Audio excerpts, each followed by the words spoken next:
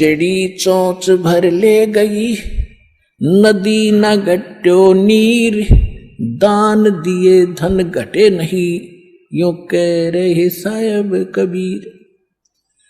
परमात्मा अपना साइन कर रहे हैं इस वाणी को बोल करके, कह रहे साहब कबीर कि दान करने से धन नहीं घटेगा, ये नियम है परमेश्वर का। और दान सुपात्र को करे। गुरु बिन माला फेरते, गुरु बिन देते दान, गुरु बिन दोनों निष्फल हैं, चाहे पूछो वेद पुराण। देते को हर देत है, जहां तहां से आण, अण देवा मांगत फिरो, फिर साहिब सुने ना कान। अब परमात्मा ने एक भूमिका करके दिखाई हमारे को कि साईं इतना दीजियो जिसमें कुटुंब समावे, एक धानक, एक जुलाहा, सुबह से लेकर शाम तक एक बारीक बारीक तार इकट्ठे करके धागे और कपड़ा बुनता है। एक दिन में मुश्किल से भी 5 फुट 10 फुट बना पाता है, 5 फुट 4 फुट, और बहुत लंबा सैकड़ों फुट का तार वो थान बनाना पड़ता है। ताना बनाते थे, वो हफ्ते में पूरा होता। उसकी जो मेन ताना मालिक को मिलता, उसमें से अपने परिवार के लिए जो आवश्यक सामग्री थी, खाद्य पदार्थ लाते और शेष बच जाते, उसको सत्संग और भंडारा में लगाया करते थे। इस प्रकार परमात्मा हमें उदाहरण देते हैं कि इस लोक में आप भगवान की भक्ति अवश्य करो, पूर्ण संत से प्राप्त करके, फिर परमात्मा एक्शन में आवेगा। और वैसे आप ये फार्मूले अपनाओगे तो सफल नहीं हो पाओगे, क्योंकि फिर आपके साथ काल रहेगा, ये मन है, और केवल वर्क डन मिलेगा आपको। यहां वर्क से भी अलग मिलेगा आपको, किस्मत से भी नारा देगा परमात्मा, क्योंकि हम परमात्मा से कुछ और मांग ही नहीं रहे, इतना ही मांगते कि हमारी भक्ति बनी रहे और हमें कोई आवश्यक वस्तु का अभाव ना हो, बस इतना सा।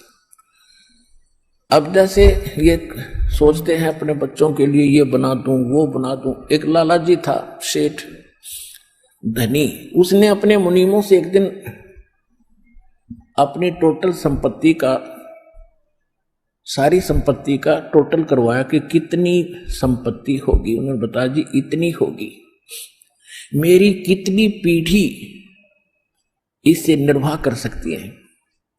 उन्होंने बताया कि जी आपकी 5 पीढ़ी तो बैठा खा सकती है, इतनी संपत्ति आपके पास, धन है। अरे भले आदमियों, फिर छठी क्या खाएगी? वो छठी क्या खाएगी? और कुछ विधि बताओ। तो उन्होंने कहा जी साधु संत बताते हैं, उनके सत्संग सुनने चाहिए। तो सत्संग में बताया गया कि भाई दान करे, जब धन चाहे तो दान करे, और दान से धन घना मिलता है। और दान में जैसे साधु संत भक्तों को जो दान कराया जा, वो ज्यादा लाभ देता है। जैसे यहाँ तो सारे साधु संत आते हैं, भगत, असली भगत तो यहाँ आते। फिर भी जो भी जैसा मालिक के नाम पर कहीं के जंगलों में झोपड़ियों में बैठे थे साधु भक्त, तो पिछले संस्कारी होते, पिछले पुण्य उनको प्रेरित करते हैं, तो वो कहीं ना कहीं बैठ कर राम राम करते ही रहते हैं।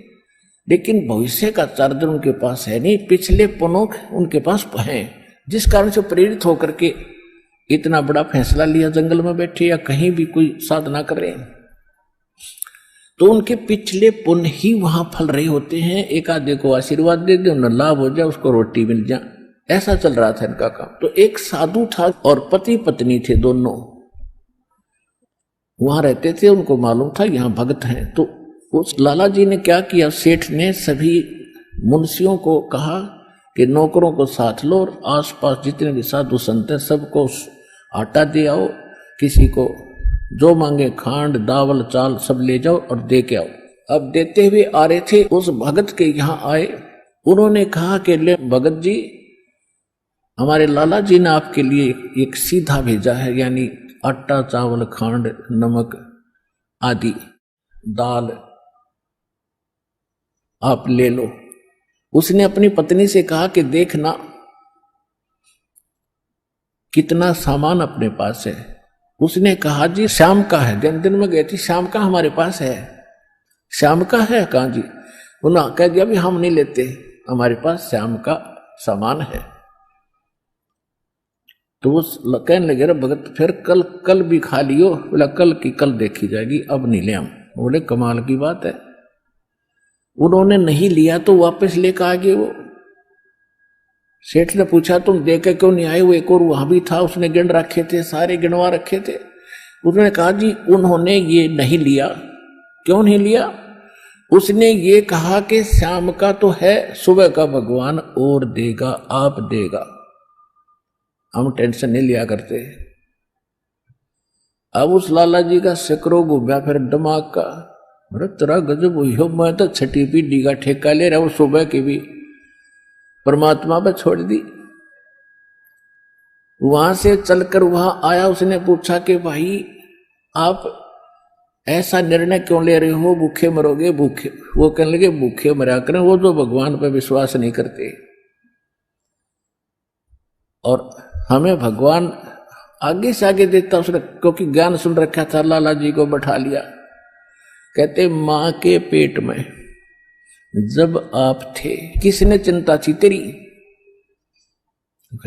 यह तो बात सही है। जब आप मां के गर्भ से बाहर आए आपका दांत नहीं थे, आप रोटी चावल आटा नहीं खा सकते थे, और उससे पहले आपकी मां के सतन में दूध भी नहीं था, हक नहीं था। बाहर आते ही बालक कितना चिंतित है, आपको अमृत दूध पिलाया। अरे तू ठेकेदार हो रहा छठी पीढ़ी का, तेरी बुद्धि भ्रष्ट होगी लाला जी। और गधे की योनि में जागा तू। तेने बोला जी के एक रूम तो मेरे गया के एक कोड इकट्ठा कर लिया तने, पाप का भागी तू होगा, खाएंगी तेरी पीढ़ी। वो अपनी किस्मत साथ लेकर आएंगी, तेरे भरोसे नहीं है। अब क्या करूं, मतलब मेरे गया जो बोला इसने बांट दे, धर्म कर दे, तेरी जान बचेगी। तब उस लाला जी ने वो भंडारा शुरू किया, धन भी नहीं बचेगा तेरा। तो कहने का भाव यह है पुण्यात्मा, हम तो बहुत लंबा चौड़ा हिसाब लाए बैठे हैं, एक पल का भरोसा नहीं। देखो अंत में आपने इस स्थिति में आना पड़ेगा, और जिस स्पीड पर आप चले इसका कोई अंत नहीं। आज किसी के पास एक प्लाट है और थोड़ा सा जुगाड़ होते नहीं, सोचे एक और लूं, और फिर और जुगाड़ हो गया तो एक और लूं, वहां थोड़ा सा ठीक मिल रहा है, रेट ज्यादा होने वाले हैं, वहां भी दाव लग गया तो 30 चौथा और दूसरे शहर में ले लूं, इतने मृत्यु हो जाएगी, और फिर कुत्ता बन के वहां घूमया करेगा सैर सपट्टे करता।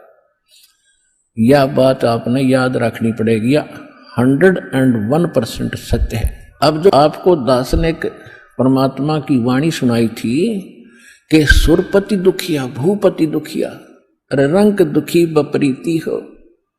अब सुरपति देवताओं का राजा इंद्र बहुत दुखी, इसका इतिहास पढ़ के देखियो इंद्र का पुराणों में।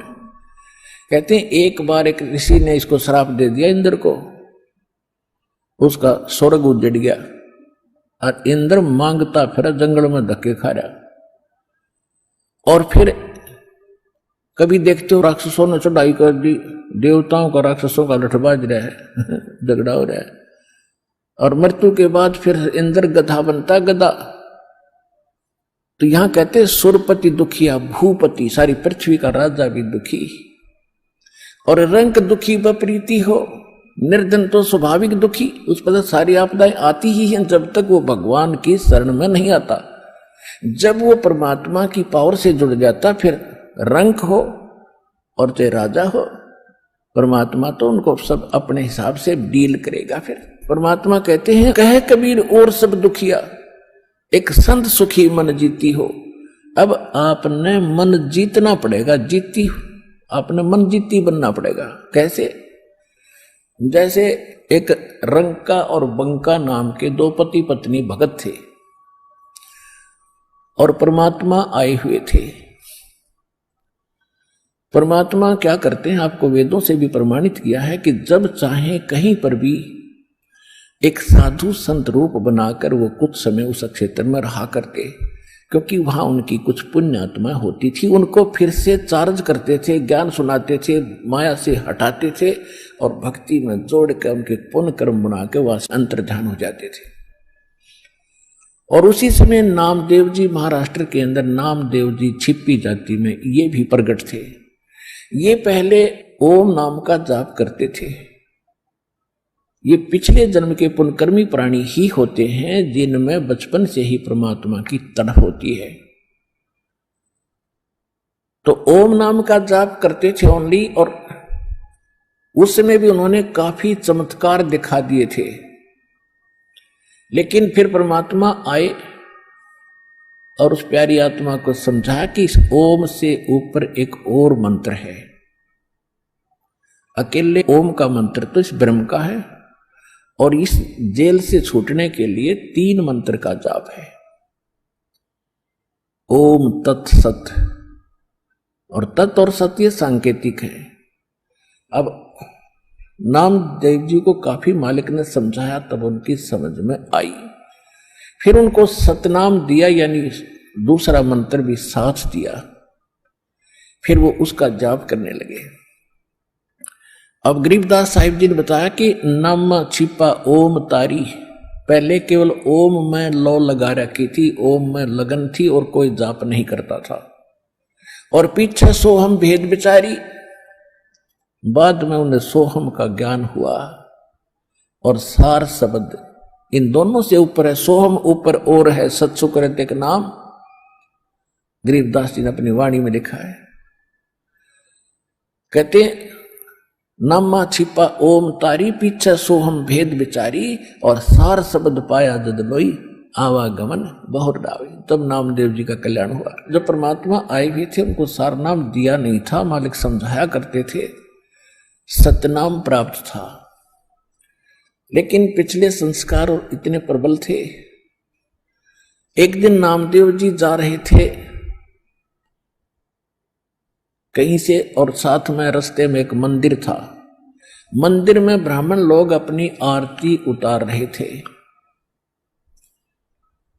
और आरती उतार रहे थे, बड़ी लय से गा रहे थे। नामदेव जी के भी वो परमात्मा की आरती का धुन लगी। वो तो घंटियां बजा रहे थे, कोई ऐसे झालर पीट रहा था, लगा रहा था, और उसने अपनी दोनों जूती निकाल ली, जूती होती थी, दोनों निकाल ली, उनको ऐसे बजाते हुए, और वो आरती गाते हुए ब्राह्मणों के बीच में घुस गए भगवान के दर्शनार्थ मंदिर में। अब पंडितों ने देखा कि ये छोटी जाति का हाथों में जूते लेकर आ गया हमारे बीच में, इसने तो भ्रष्ट कर दिया भगवान के मंदिर को। और वो धुन में लगे हुए थे, उनको धक्का में जावा नहीं, वो अपने मंडरे उसको पकड़ कर जबरदस्ती घसीट के और मंदिर के पीछे पटक दिया। वो वहां पड़े पड़े भी ऐसे आरती गा रहे और जूतियों से पीट रहे। परमात्मा ने वो मंदिर का मुख नामदेव की तरफ कर दिया। पंडित जी पिछली साइड में पिटे झालर पीछे न खड़े।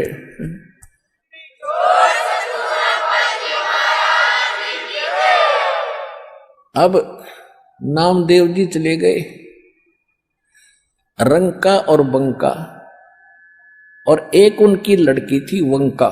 नामदेव जी रंका और वंका के घर अधिक जाते थे, क्योंकि वो भी परमात्मा के शिष्य थे। जब परमेश्वर साधु रूप में वहां आ रहे थे, गुरु रूप में रहा करते थे।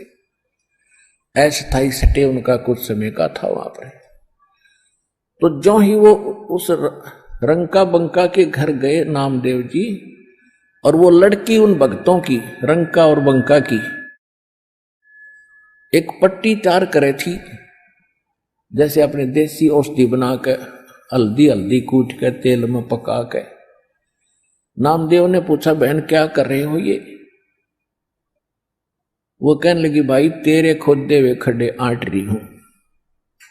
अब मैंने क्या कर दिया कि भाई तू कतई नहीं मानता, भगवान गुरुदेव जी कितना संकेत करते हैं, भाई तुम अपनी यह हंगा मत दिखाया करो, अपनी शक्ति का प्रदर्शन ना करा करो, थारा भट्ठा बैठ जाएगा।